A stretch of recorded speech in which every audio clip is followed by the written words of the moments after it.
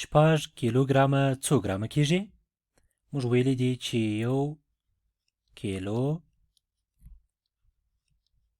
ګرام مساوي کیږي په 1000